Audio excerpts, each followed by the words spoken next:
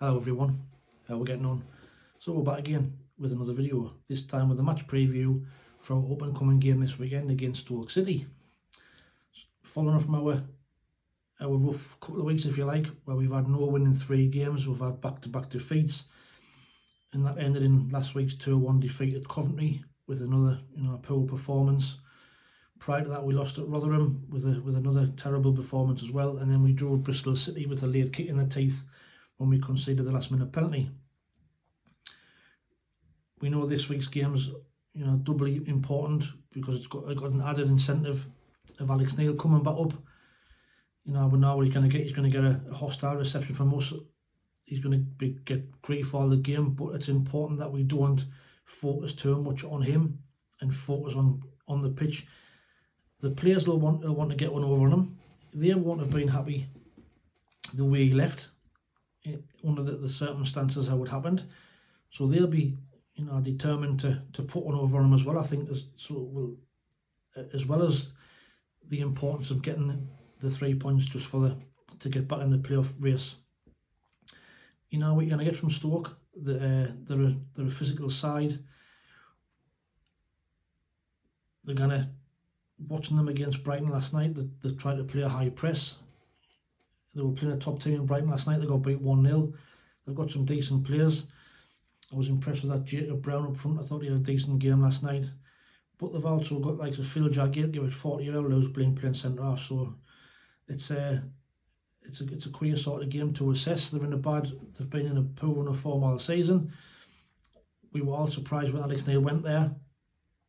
But lately they've started to put a little bit of or get a couple of wins. I think they've won 2 of the last 4 games.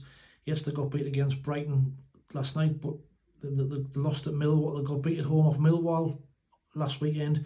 But then they beat Stoke City, they beat Swansea City away, they lost at Blackpool, then they beat Huddersfield at home.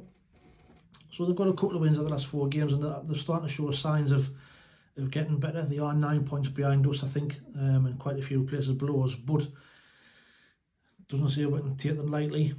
Alex Neil knows our players, knows the way we like to play. So it's not going to be an easy game. But like I said, I just hope we can focus on the matter in hand on the pitch and not get too involved and too wrapped up on the off-field, what shall we say, the off-field antics. And the crowd's going to be wound up, like I've just said. So let's just focus on the game. Let's focus on playing our football and getting back to winning ways.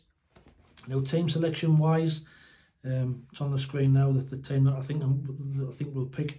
I think we'll probably have Patterson in goal. I think we'll probably see the back 4 and change Trihume, Danny Batt, Dan Ballard, Adji Elise. I think the midfield, I think we'll probably see the same, Neil and Michu with Clark and Roberts. I'd like to see Ahmad taken out the side, but he's had a week to recover. Will it freshen him up? Will he leave him in?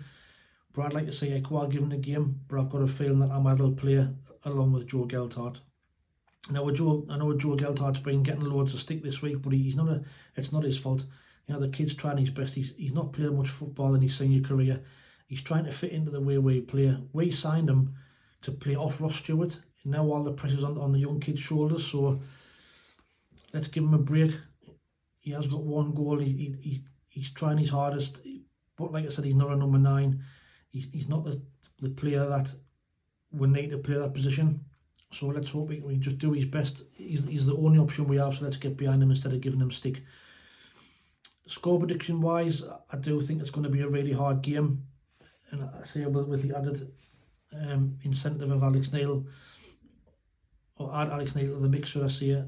But I'm going to go for a 1-0 win. I'm going to think it's going to be a tight game, but I think we might just sneak it 1-0 to get us back in the playoff picture and get us back towards them playoffs. Outside of the game, the club's put a statement out today to say that there's some roadworks at the south end of the bridge, so they're advising anybody travelling to get there early to avoid them roadworks to not get caught up in the traffic. I think I'd like to put a post out, the away fans are staying put in the north stand upper. So watch the video for that, where I've gone into a little bit more detail along with Dan Neil's contract, and There's also a little bit of linked with Anthony Patterson being linked with Leicester, but I'll probably wait and see how that develops over the coming weeks and months. But you know, I'm not too concerned about Anthony Patterson leaving us at the moment in time.